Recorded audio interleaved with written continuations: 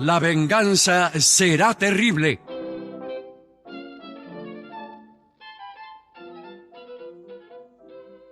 El tema de esta charla es el carácter mágico de algunos sonidos y algunos fonemas, dirían nuestros amigos. Qué raro es mezclar a De Saussure con el carácter mágico, ¿no? Porque si en alguna cosa no han pensado los lingüistas modernos, es en ese efecto que, según creían muchas civilizaciones antiguas, tenían las palabras y aún los morfemas, digo, los pedacitos de palabras. Mal quedaría para ellos seguramente decir el emisor, de a quien más el mago, por ejemplo, el mensaje, de a quien más el sortilegio. Sí, el hablante y todo eso. No. Había lenguajes mágicos, había palabras mágicas y había sílabas mágicas. Y había formas de pronunciación que operaban prodigios. Pero vamos a ver de qué manera. Por ejemplo, John Dee, que como usted sabe era un astrólogo isabelino, había inventado un lenguaje, él decía que lo había inventado. Él tenía un ayudante, un señor Kelly, que lo ayudaba en la siguiente operación. Estaban los dos sobre un escritorio, Kelly con un tablero con números, y John Dee con otro tablero igual, 100 casilleros tenían los tableros, con otro tablero igual, donde había letras. Entonces, el vidente, que era Kelly, miraba una pulida esfera que tenía por ahí y esperaba que se pudiera ver allí la figura de un ángel. El ángel le señalaba unos números. Kelly marcaba el número y John Dee veía en su tablero de letras la misma ubicación relativa a qué letra correspondía y entonces iba anotando esa letra. Al terminar todas estas visiones y anotaciones, empezaba a escribir las letras una por una, pero hacia atrás, es decir, primero la última. Y a las palabras así resultantes, él les había dado el nombre de lenguaje enoquiano. Nunca supe bien por qué, tal vez acordándose de Enoch, aquel que fue raptado a los cielos. El peludo. Sí.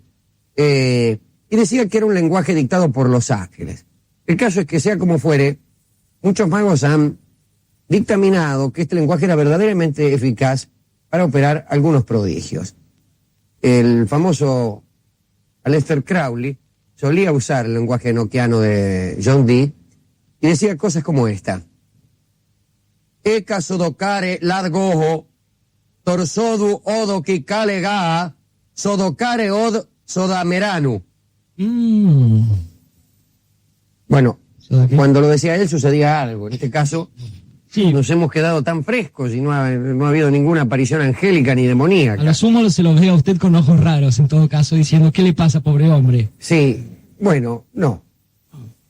Pero en todo caso la atribución de poderes especiales a ciertos nombres y sonidos creo que es un elemento común en todas las artes mágicas. Antiguamente se creía en un nombre secreto, ahí tienen ustedes los antiguos egipcios que ocultaban ese nombre, pero también había culturas que creían en un nombre secreto superior, que era el nombre de Dios. Y ahí tiene usted el pueblo judío, ¿no es cierto? No obstante, ese nombre, el nombre de Dios, era tan sagrado que se evitaba pronunciarlo en general, y se conoce por el nombre de tetragrama, tetragramatón, la palabra de 4 letras que son, por cierto, la yod, la e, la vau y otra vez la g, es decir, una especie de y, h, b corta y h. Y los eruditos suelen pronunciarlo Yahvé o Jehová. Solo se permitía pronunciarlo una vez al año, y según la tradición los ancianos lo iban transmitiendo a sus discípulos cada 7 años. Actualmente se ha perdido todo indicio del modo correcto de pronunciarlo, y tal vez por eso hoy en casi todas las ceremonias se utiliza la palabra Adonai. Aún más extraño que el tetragrama era lo que se llama el Sheman Forage.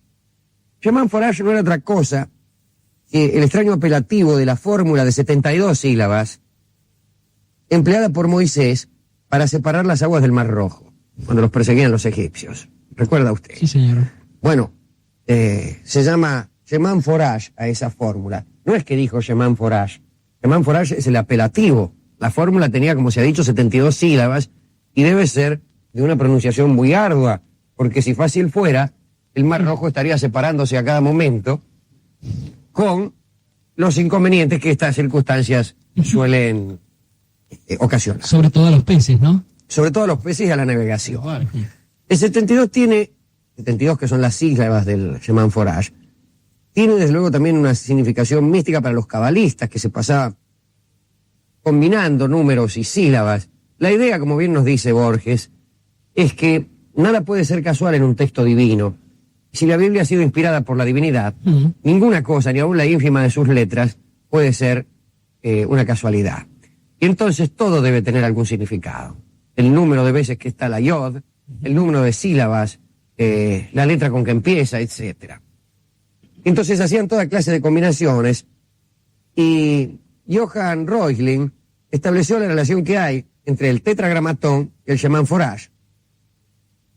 Y descubrió, teniendo en cuenta los valores numéricos que tienen las consonantes hebreas, que también eran números, la yod era el 10, la g era el 5 y la vau era el 6, que haciendo de cierto modo la cuenta igual da 72. Fíjese, la yod es 10, la yod y la h suman 5, la yod, la h, la e, digamos, y la vau suman 21, y las 4 juntas suman 26, pero sumando todos estos números que he dicho, se da 72. Había un mago que daba instrucciones para la pronunciación de este y de otros nombres divinos en la ceremonia mágica. Y esto es bueno para aquellos de nuestros oyentes que deseen pronunciar nombres de entidades angélicas o demoníacas cuando están haciendo sus tejemanejes. Por ejemplo, esto era Israel Regardí, que recomendaba un sistema para utilizar, ¿no?, con los nombres poderosos. Al llegar el momento, atención, el mago tiene que aspirar lenta y vigorosamente, imaginando que inhala al mismo tiempo el sagrado nombre que va a pronunciar. Lo dibujará incluso en el aire con letras de fuego, y aspirando con fuerza lo introducirá en sus pulmones primero, y lo hará descender por el abdomen, los muslos y las piernas hasta que le llegue a los pies. Todo su cuerpo quedará poseído por el fuego del nombre. Y luego, adoptando una posición que se llama la posición del dios Horus, cuyas características habrá tenido el mago la precaución de averiguar en el libro de los muertos, que cualquiera tiene en su domicilio. Pues, adoptando esa posición, digo, expulsará el aire cargado de poder, imaginará que le asciende de los pies y entonces pronunciará el nombre con un poderoso grito de triunfo. Pues si lo hace así, seguro que alguna cosa va a suceder. Algunos budistas e hinduistas también sostienen que la repetición prolongada de ciertos vocablos facilita el control del mundo espiritual. Ahí tienen los mantras, ¿no?, que son unos versos breves, algunas veces de sentido claro, otras de sentido críptico, y a veces son monosílabos. Y quienes quieren que los mantras sean resúmenes de libros sagrados, para la cual primero se hace un resumen, después otro, después otro, después otro y otro, hasta que del extenso libro sagrado no queda sino una sílaba, que desde luego debe ser muy poderosa si es que resume todo el saber de un libro. Bueno, la sílaba clásica por antonomasia es una de 3 letras, que es Om. Om. Y las 2 primeras son una A y una U, para que esto sea bien pronunciado y uno pueda hacer un Claro, porque es de vital importancia la adecuada pronunciación. Si usted pronuncia mal, es inútil que se pase toda la noche ahí. Ahora, el cómputo de las repeticiones de los mantras se efectúa con ristras de semillas secas. Vamos, son rosarios. Digo, son semillas secas en el caso de que usted tenga un fin benévolo, pero cuando se trata de jorobar a alguien con actos de hechicería o de malevolencia, se usan huesos de animales y preferentemente de personas. ¿Qué efectividad tiene un mantra? Bueno, si usted, por ejemplo, recita 100.000 veces un mantra, lo cual es bastante, 100.000 veces, repito, consigue la total sumisión de una persona. Si no una está persona mal, ¿eh? No está mal, que 100.000 veces lo tiene que recitar. No son tantas. Si No son empezamos ahora. Y la persona queda totalmente a sus órdenes, le presta obediencia. Ahora, si usted tiene paciencia y quiere repetirlo 200.000 veces, entonces usted ya tendrá poder sobre todos los fenómenos naturales. Por ejemplo, la lluvia, el trueno, el rayo. Lo que ya es decir. Ahora, si usted realmente es un tipo pesado y quiere jugar duro, un insistidor, y lo repite 1.500.000 veces, para lo cual tendrá que vivir más de una vida, entonces ya usted estará en condiciones de emprender el viaje por el universo. No está mal eso. No, para nada. Basta con repetir 1.500.000 veces el resumen de un libro sagrado. Lo estoy releyendo, debe decir, en ese caso. Sí. En la Edad Media también había palabras mágicas, usted recordará abracadabra. Cadabra. Y estaban los grimoires, que eran tratados medievales sobre magia negra, y donde daban precisas instrucciones, por ejemplo, para seducir a una señorita. Usted quería levantar una mina medio terca y bastaba con mirarla a los ojos y decir: Café casita non cafeta, et publica filii omnibus suis. ¿Querés ir a tomar un café a casita yendo en ómnibus? Algo así. Bueno, usted decía eso y la mina caía absolutamente Qué rendida. bueno. Tengo aquí uno que alguna vez lo he usado yo. Digo, lo he usado en este programa. El Grimorium Verum trae instrucciones para obligar a una moza a que baile desnuda. ¿A quién no se le ha ocurrido alguna vez obligar a una señorita a que baile desnuda? Más a una moza. Más a una moza, digamos, del Open Plaza. Bueno, ¿cómo hacer? Muy sencillo. Hasta un niño puede hacer. A ver. Basta con escribir con sangre de murciélago la palabra frutimiere sobre pergamino virgen. No va a agarrar un pergamino cualunque, no. Revíselo. Encima se coloca una piedra sobre la que se haya celebrado una misa y esto se entierra bajo el umbral donde deba pasar la muchacha. Por ejemplo, bajo el umbral de la casa. Pues será pasar la muchacha por sobre el umbral y sentir ella un deseo irrefrenable de bailar en cueros. Sí. Y así lo hará ante sus lúbricas miradas. Había también otros palíndromos que servían para hacer bailar desnudo a cualquiera. Por ejemplo, Sator, Arepo, Tenet, ópera rotas, que escribían en un cuadro, ¿no? De todos modos hay que decir que el hechizo destinado a someter voluntades ajenas debe ser la más infame de las actividades mágicas. Pero sobre efectividad de ciertos sonidos, bueno, ahí tienen las murallas de Jericó, que cayeron ante cierto toque de trompeta. Algunos científicos empezarían a decir que si se llegara a someter a un hombre a un sonido de 3, 4, 5 ciclos nada más, pues el hombre estaría listo. Esa clase de sonidos puede llegar a matar a un tipo. Está el grito de los armuráis, que es el kiai, que según han comprobado algunos, y no sé quiénes, quiero decir yo no, parece que baja la presión arterial del que lo escucha. Es decir, es un grito que te hiela la sangre. También está el sonido OM, que hemos hecho referencia recién, los sonidos de Pitágoras, que descubrió, por ejemplo, que usted colgaba un yunque de una cuerda, pulsada esa cuerda daba la misma nota que percutido el yunque. Lo que ya es descubrir algo. Sí, eso es descubrir. Eso es descubrir. Y está también la ciencia de los cabalistas. Bueno, que también hemos hecho referencia, pero lo de Jericó es interesante, porque parece que las murallas caen en virtud de un cierto toque de trompeta.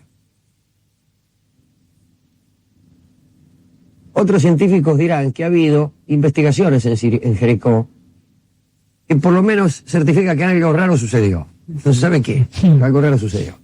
Y una última cosa que la dejo para una próxima charla. Las murallas de Jericó tenían la forma de un laberinto. De un laberinto en el sentido que le hemos dado aquí unas semanas atrás, cuando yo expliqué que el laberinto no era un dédalo, sino que el laberinto era unidireccional. Era como una especie de oreja o de espiral, caprichosa sí, pero que garantizaba que quien emprendiera el camino iba a llegar a la otra punta. Así que, en todo caso, prometía fatigas, pero nunca extravíos. Bastaba conseguir una misma dirección para llegar al centro, y después de ahí, el camino, que era uno, conducía siempre a la punta. Y las murallas de Jericó, no eran otra cosa que un laberinto de 7 vueltas, con una estructura clásica, absolutamente clásica, que si esto fuera la televisión sería fácil explicar.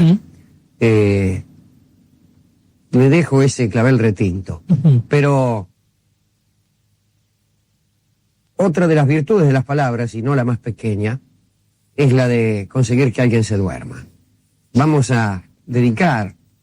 ¿A quién podemos dedicar esto? Estaba pensando que podríamos dedicárselo a esas personas que en reuniones mucho más atractivas seguramente que las de los simposios de los científicos hoy día, se reunían para ver qué pasaba con ese equilibrio entre el bien y el mal que había en el mundo. Estoy hablando de los magos blancos, que circularon por allí en los tiempos en que Arturo reinaba sobre los 7 primeros reinos que todavía no eran una potencia miserable.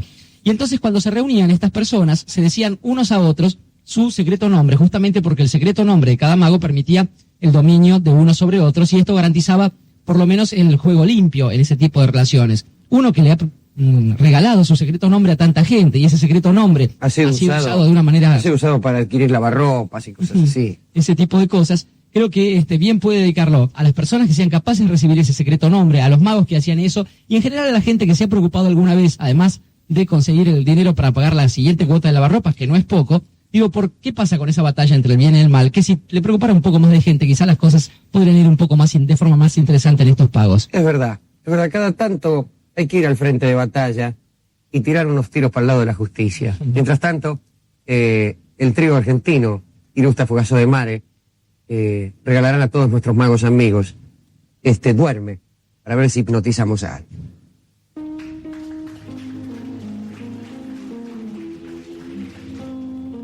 Quiere decir contemporizador en latín, y poco más. El capitán buque del mundo, el derecho fundado en la antigüedad. Con lo cual todo poblador posterior es siempre un usurpador, y así es. Pero así son las cosas. De esa terrible manera se dan en casi todos los territorios las cosas entre los humanos. El que está es que sacó a alguien.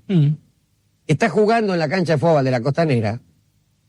Bueno, no es el que llegó primero. Y le podríamos decir a ese señor que está mirándonos con esa cara, ¿y acaso usted se cree que usted fue el primer novio de ella? Claro. Vamos. ¿Y qué? ¿Cuál es el derecho? ¿Cuál es el mérito? Primero, la prioridad.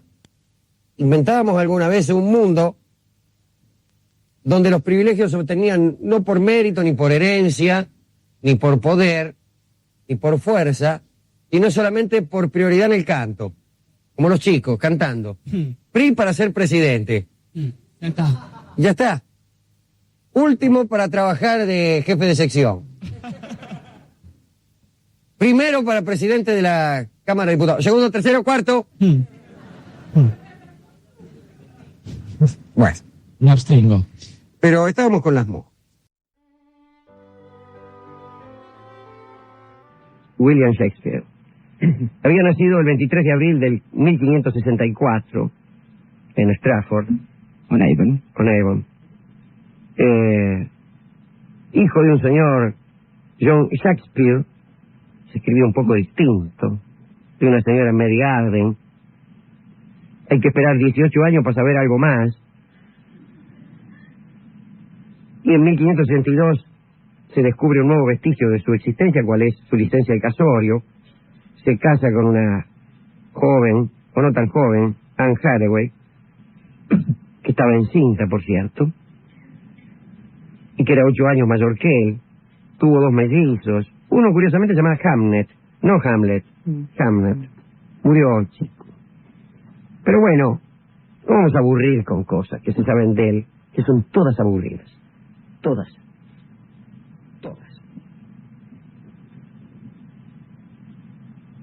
Dígase que entre lo bastante que se sabe, no es que se sepa poco, se sabe mucho, pero son todas cosas que no dicen casi nada.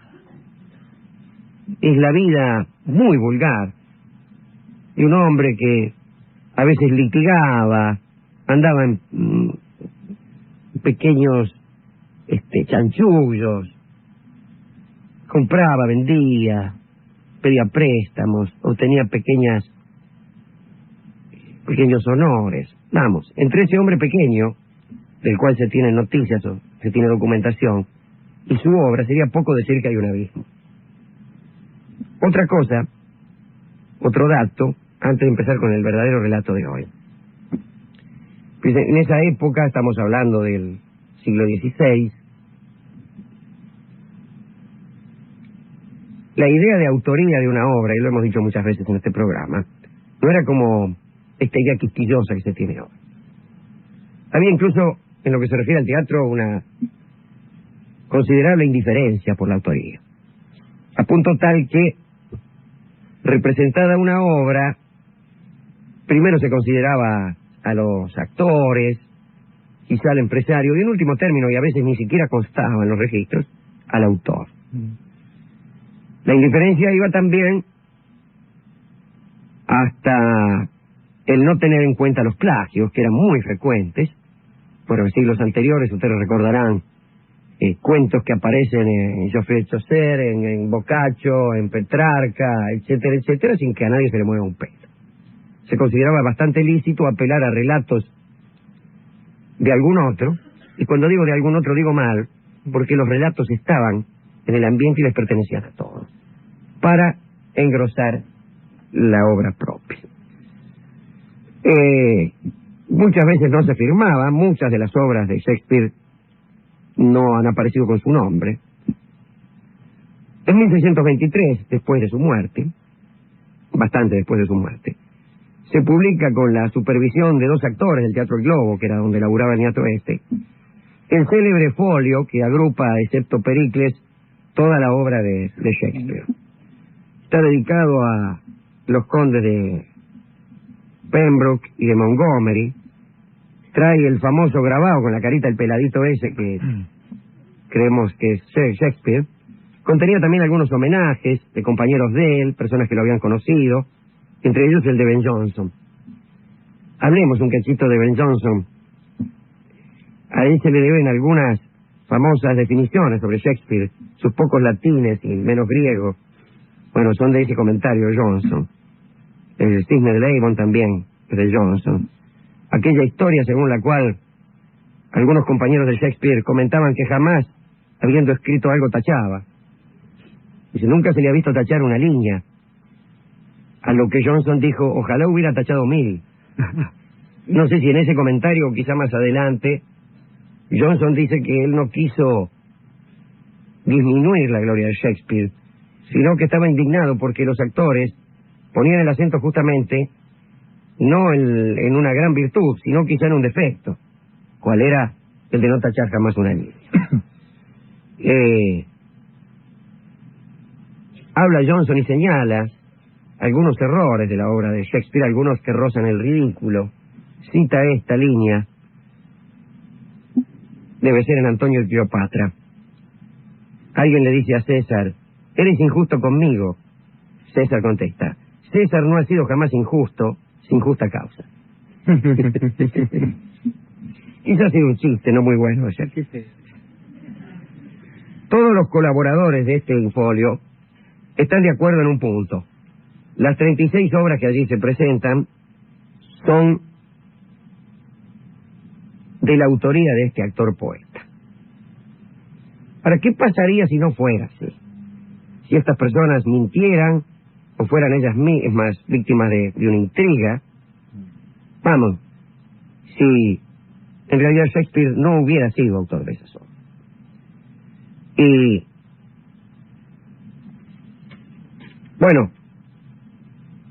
hay un bando al que podríamos llamar, que se llama por ahí el de los anti-estrafordianos, que arguyen que un hombre tan vulgar como el que aparece en las noticias que de él tenemos no podía exhibir los conocimientos de toda índole que han aparecido en la obra de Shakespeare.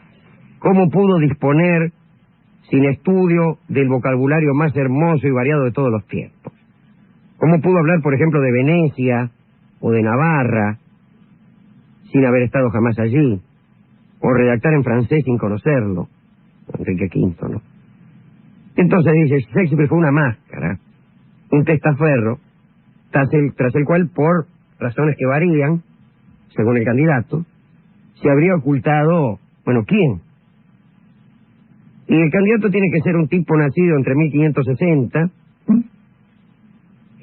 digo, que hubiera vivido entre 1560 y 1615 más o menos.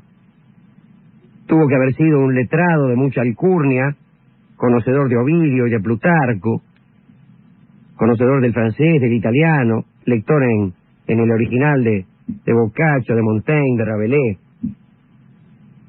Tuvo que haber sabido cosas sobre la guerra de Troya, como las que aparecen en Troilo y Criseida, historia romana, como la que aparece en Julio César, o estrategia, como aparece en Enrique V, o derecho, como aparece en El Mercader de Venecia, que hemos citado aquí, o patologías mentales, como en El Rey Lear o en Macbeth, sin ir más lejos, o navegación, como en La Tempestad. Hay una docena de personajes que encuadran en esa descripción. Lord Southampton, nuestro amigo Sir Walter Raleigh, aquel que fue en busca del dorado a América, aquel que trajo el tabaco de aquella región llamada Virginia, justamente en homenaje a la reina Isabel. A su novia. Sí, aquel que fue novio de Isabel, aquel que, según cuentan, al encontrarse la reina frente a un charco, le puso el manto para que la reina pasara sobre él, diciéndole: pisa morena, pisa con gado, agrego yo. La reina Isabel detestaba el tabaco, por otra parte. Otros dicen que el Dr. Johnson, Christopher Marlowe, el conde de Rutland, Francis Bacon, el hermano de Francis Bacon, Anthony, etc. Esto empieza a tomar mucho cuerpo. En 1848 nos aparece un libro muy extraño, ahora muy difícil de conseguir, pero algunos años más tarde, 8 años más tarde, la señorita Delia Bacon, descendiente justamente de Roger Bacon, se hace célebre con un artículo que publica en donde dice que su antepasado, Roger Bacon, era Francis Bacon, era el autor de las obras de Shakespeare. Su argumentación era bastante floja, más intimidatoria que otra cosa. Bueno, muere en un manicomio Delia Bacon. Es más una intuición que una tesis. Pero esto prende, y muchas personas se hacen aficionadas a esto de descubrir que Shakespeare no era Shakespeare. En 1883, una señora, la señora de Henry Potts, hace un trabajo acerca de Bacon, no sé sobre qué obra, probablemente del Novum Organum, una de esas cosas que escribió él, donde encuentra 4.400 analogías entre las notas del filósofo y la obra de Shakespeare. Aparecen tipos que adhieren a esta teoría: el señor Ignatius Donnelly, que no es otro que el teórico de la Atlántida, creyó encontrar mensajes secretos en las obras de Shakespeare, en donde se descubrió una comunicación entre él y Bacon, una especie de acuerdo secreto. Incluso el crítico llamado Parker Woodward consideró que Bacon era autor no solo de las obras de Shakespeare, sino también de Lyly, la de Greene, que fue un poeta que le tenía mucha bronca a Shakespeare, la de Peele, la del propio Marlowe y la de Johnson. Y alguno alegó que a Montaigne también. Poco trabajo realmente el del pobre Bacon. Y según parece, Bacon tuvo que recurrir a este subterfugio, a hacerse pasar por Shakespeare, por razones políticas, por ser el teatro incompatible con la dignidad de la carrera de administración en la que él estaba. Pero hay otros candidatos. Ahí lo tiene usted a William Stanley, el sexto conde de Derby, pretendiente al trono, del cual se sabe que tenía una gran pasión por el teatro. Siendo pretendiente al trono, las razones de su ocultamiento me parecen muy claras, ¿no? El teatro era una cosa muy mal considerada. Entonces Borges dice que los autores de teatro eran vistos más o menos como vemos nosotros ahora los autores de teleteatro. Y también los de teatro. De hecho, en esa época no se podía enterrar a los actores en sagrado, digamos, en los lugares sagrados para eso, ¿no? Y bien, el señor Abel Lefranc adhiere a esta teoría de ser William Stanley, el conde de Derby, el verdadero Shakespeare, diciendo que la vida de este hombre tiene que ver con la sucesión de obras escritas por Shakespeare. Y así parece que fue a Venecia justo cuando este escribía El Mercader, a Navarra cuando este escribía los trabajos de no sé cuánto. Supuestamente es una biografía de nuestro amigo, el buen rey Enrique de Navarra, donde aparece, le llama Fernando, no le llama Enrique. Pero aparece también Margarita de Valois, en fin. Y así. Bueno, tiene un defecto como candidato William Stanley, que murió demasiado tarde. Estaba vivito y coleando después de haber muerto Shakespeare. Pero si bien se mira, después de todo Shakespeare tampoco escribió en sus últimos 10 años. Se dedicó a litigar. El otro candidato es Christopher Marlowe, de quien hemos hablado aquí, que es el preferido del norteamericano Calvin Hoffman, que sostiene que efectivamente fue él Shakespeare. Este tiene una ventaja, que es un verdadero dramaturgo. Escribió y escribió muy bien. De él es aquel verso famoso que a veces recordamos: ven, dulce Helena, hacerme inmortal con un beso. Es uno de los autores de Fausto, además. Creo que por eso lo hemos recordado aquí. Hay otra frase que usted ha repetido con placer, que es aquella que dice: has cometido fornicación, pero eso fue hace mucho tiempo, en otro país, y además, muchacho, la chica ha muerto. La chica ha muerto. Hemos hablado de Marlowe, que murió. Este tiene otro defecto. Si Stanley murió demasiado tarde, este murió demasiado temprano. Lo liquidaron en una taberna en 1593, pero algunos dicen que no murió porque pesaban sobre él algunas sospechas. Se sospechaba que era ateo, que practicaba el satanismo, que conspiraba contra la reina, y en ese caso lo mejor que puede hacer un tipo es fingirse muerto, porque los finados en general no son perseguidos por la policía de Isabel II, de Isabel de Inglaterra. Isabel II es la de ahora. Primera. Delia Bacon desarrolla después otra teoría que es muy interesante, que es que la noción del genio único debía sustituirse por la de un sindicato de escritores, comandado siempre por Bacon, que sería el autor en jefe, e integrado por un consejo de secretarios, donde figurarían el conde de Oxford, Walter Raleigh, el conde de Derby, Christopher Marlowe, el conde de Rutland, en ocasiones el propio Dr. Johnson, y una mujer que sería la encargada de dar perfil a los personajes femeninos, Lady Pembroke. Este grupo estaría formado por personas emparentadas todas con el gobierno, con la reina, con la policía y el servicio de propaganda de la reina, porque evidentemente Shakespeare, de esto hablaremos otro día, y podemos hablar incluso de cada una de estas cosas con mucho mayor detalle, pero bueno, no será hoy. Algún día hablaremos de cómo Shakespeare admiraba el orden constituido. ¿Y en qué momento le toca vivir a Shakespeare? En un momento en que Inglaterra pasa de ser una pequeña potencia, un pequeño país, donde el Renacimiento llega tarde, que estaba en plena Edad Media, después de la instalación de la dinastía Tudor,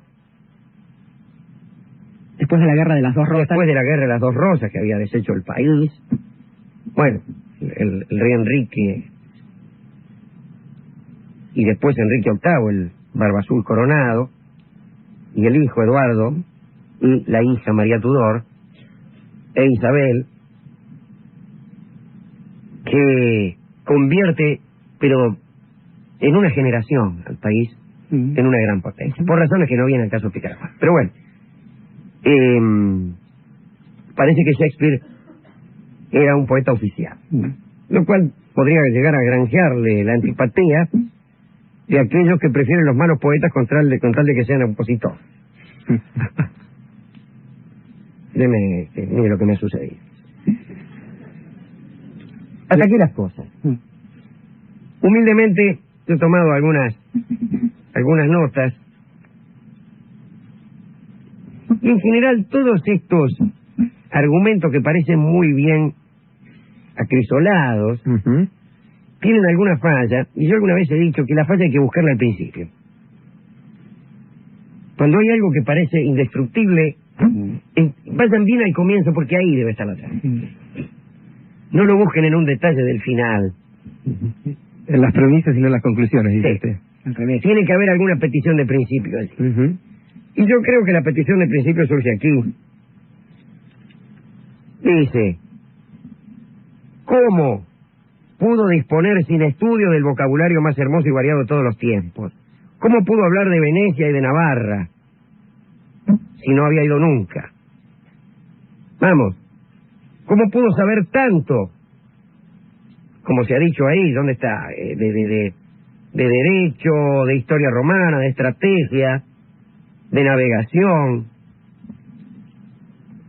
Yo dije, tanto.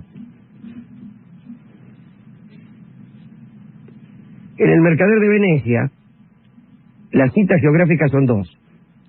Se cita el canal y el Rialto. Mi sobrino podía citar eso.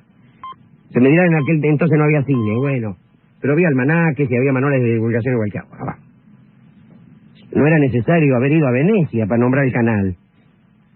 No hay ninguna otra cita, ni tiene nada que ver la geografía en aquella historia. Pero acerca de la erudición de Shakespeare en lo geográfico, en la Comedia de las Equivocaciones, cuya lectura recomiendo, Antífolo de Siracusa y el otro, es muy divertida. Sitúa a Padua en Lombardía, a la Bohemia al borde del mar, e imagina que Delfos es una isla rusa. Por otra parte, por ahí, esto no me consta, aparece Héctor citando a Aristóteles. Héctor, obviamente, es un personaje mítico de la guerra de Troya. ¿Cómo va a citar a Aristóteles, que vivió, póngale, 6 siglos después? 7. Ulises exclama amén. Era muy astuto, ¿no? Cleopatra usa corsé. ¿Eran necesarios conocimientos notables de derecho para escribir, por ejemplo, El Mercader de Venecia? No, en absoluto. Cualquiera que lea El Mercader de Venecia verá que incluso lo que se parece ahí a un juicio tiene del derecho una idea muy primitiva. Y lo que surge es una argucia, no un decreto o alguna cosa así. Claro. Es una historia. De manera que un almanaque, un manual de divulgación pudo bastarle tranquilamente. La obra de Shakespeare efectivamente está llena de ignorancias, de dudas, de puntos débiles, de plagios. Es la obra de un primitivo, un hombre absolutamente genial, pero primitivo. Nada más lejano que un esteta, que un sabiondo como el Dr. Johnson. Eso es tan lejano de Shakespeare como puede serlo de los profetas o de la Biblia. Ahí me parece que está la madre de Dorrego. Cuando dicen cómo un hombre sin muchos latines y griegos pudo saber tanto de qué, de lo que sabía tanto, era de lo que efectivamente el Shakespeare de carne y hueso sí sabía, de teatro. Sabía de teatro. Estaba todo el día allí. Estaba todo el día allí. Y después de todo, remitámonos a Lugones, en su Galla Ciencia, un poema donde una mina le pregunta al poeta, pero ¿cómo habéis descrito tan bien la gallardía de las cortes? Pues señora, yo he sido rey. ¿Y cómo habréis dicho? Y yo he sido marino. El poeta ha sido todo, si es que ha sido poeta. Sin necesidad de seguir un curso de protocolo de las cortes, de historia de la navegación. No.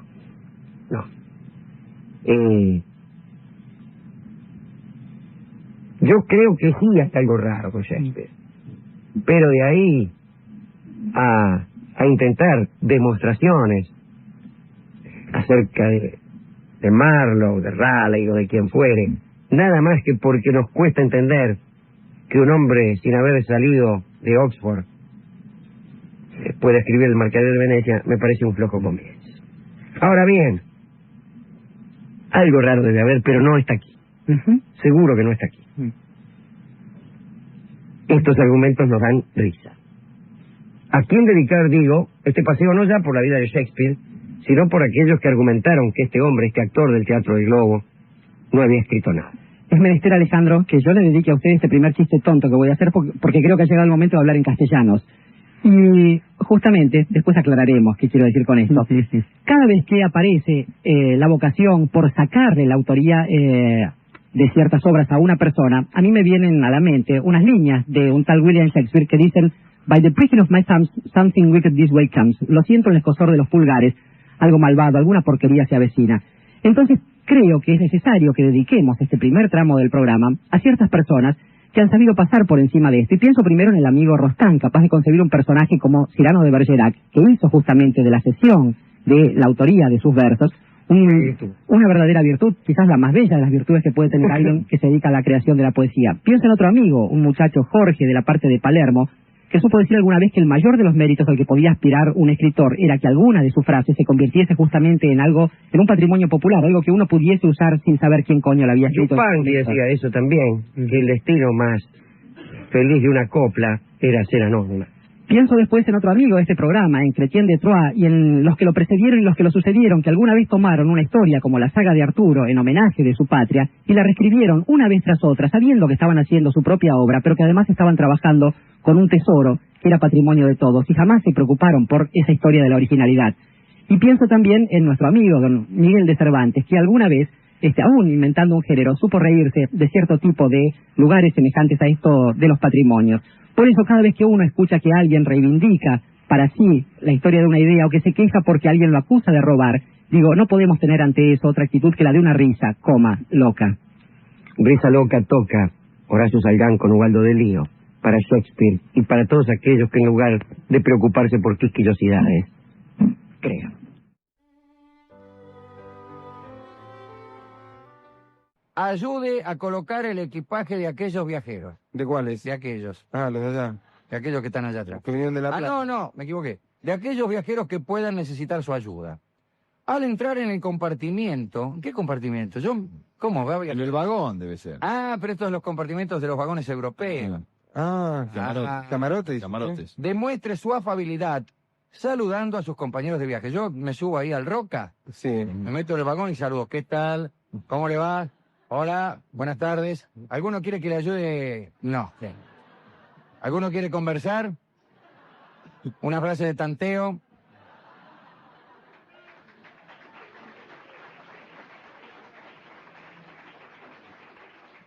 Si opta por comer en el interior del vagón, Sí, es un cerdo. claro, procure no molestar, ni dejar desperdicios o fuertes olores en el ambiente. Bueno, che, qué sé yo, sí. es rápido hasta La Plata. Según el clima de cordialidad que se haya creado, sí, se crea un clima de gran cordialidad. Puede ofrecerles algo. Se imagino. No. ¿Besito? No, Yo siempre ofrezco, pero siempre. aparte, para eso es lindo para entrar en conversación. ¿Usted qué lleva, por ejemplo? yo llevo, por ejemplo... ¿Lleva un paquete con algo? Llevo, sí, paquetito. ¿Un paquetito? Grande, sí. ¡Qué viaje largo! No se haga el modesto. Llevo huevo duro, níspero, una banana. Pues todo eso deja mucho desperdicio. Y deja olor la La banana. cáscara de la banana, el huevo, No, la como los cáscara. huevos con cáscara. Todo deja desperdicio, No, señor. no puedes llevar un sanguchito. También deja desperdicio el sándwich. Sí. Aparte, sándwiches no te dejan llevar el tren porque venden ahí. Claro, venden acá. Entonces Es la te competencia. saca, y llevo, Un brisco lleva. sí, El brisco. unos duraznos briscos que los robo de una quinta que hay al lado de casa. ¿Cómo los roba? Ahí empiezo a comer tranquilo, yo saco la sal que la tengo siempre en el bolsillo interior de la chaqueta, huevo duro, y siempre me siento al lado de una mina, le digo, ¿gusta un huevo? Porque por ahí se lo están mirando, ¿vio? Espere que me pongo el guante, dice la amiga. Claro, pues sí, yo vi que usted me lo estaba mirando. Se lo codicea, dijo. Claro, a mí no me gusta que me anden codiciando Sí. la comida. Sí, pero ¿sabe qué feo después para entrar en conversación? Es feo el olor a huevo, ¿vio? Sí. Cuando usted come huevo duro le queda un... Claro, entonces no, mejor otra cosa. Sí, chisito tampoco. Ni- No sea cerdo. Níspero, Níspero. Pero ni quiero quiero. un par de níspero. Guinda, No es muy seductor. turrón, que No, es un no, japonés. No, para que yo te estoy respetando. Para convidar puedes llevar un racimo de uva. Qué lindo. Agarra con confianza. Sí. ¿Quieres escupir la semilla en la mano? Escupa, Claro. dice. Escupa. Sí. Y después tengo una bota con vino. Sí. Si que la tomo, me tiro así para atrás. ¿Le pega a usted? Sí. ¿Le ensarta bien? ¿Le emboca? Me pongo así como Argentino Luna, ¿vio? Cuando... Sí. ¿A qué distancia la pone usted? Y... No, mire, nunca más allá de lo que da el brazo. Claro. Es un... Claro. ¿Y le acierta bien? Yo tenía un amigo que a él le gusta el chorro de la bota a distancia, pero claro, no se puede. Entonces él se la hace poner por otro. Ah, sí. La bota, sí. ¿Cómo se llama su amigo? Creo que lo conozco. Y entonces él Agarra un amigo y dice, ponete ahí a 5 metros. Y abre la boca. Y le abre. Oh, y el otro, ¡ay, chorro! ¡Ah, sí! Sí. Cerrar los ojos, dice ahora. Pero la destreza del amigo, Claro. que no le tiemble el pulso. No, en los trenes lo hacen. Luego Sí, cuando se va moviendo. No, 2 asientos más allá está el tipo. Y los tipos del asiento del medio que ven pasar el vino. Ven pasar el vino Sí, por arriba, ¿no? Sí, sí. Pero bueno. Vino, será vino. Si opta por comer, ya lo sabe. Vino blanco. En cualquier Vino caso, lo más prudente resulta acudir, ¿Eh? o sacudir, no, No, acudir Acudir. al bar o al restaurante del tren. Sí. ¿Que hay un bar en el tren? Hay un Claro. señor, el último vagón. Sí, siempre venden sándwiches de jamón cocido, Sí. está crudo. Sí, pero no es jamón encima. Es lo mismo. De ¿Cómo se llama? Paleta. Jamón naval. Ese. Eso es. La- No abra las ventanillas, no abra las ventanillas, No. sin pedir permiso o consultar previamente con su compañero de viaje. Compañero, ¿qué le parece si abro la ventanilla? Porque hay un olor acá. Parece que alguien anduvo comiendo huevos.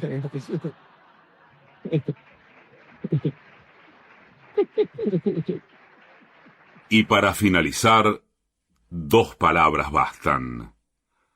Gracias.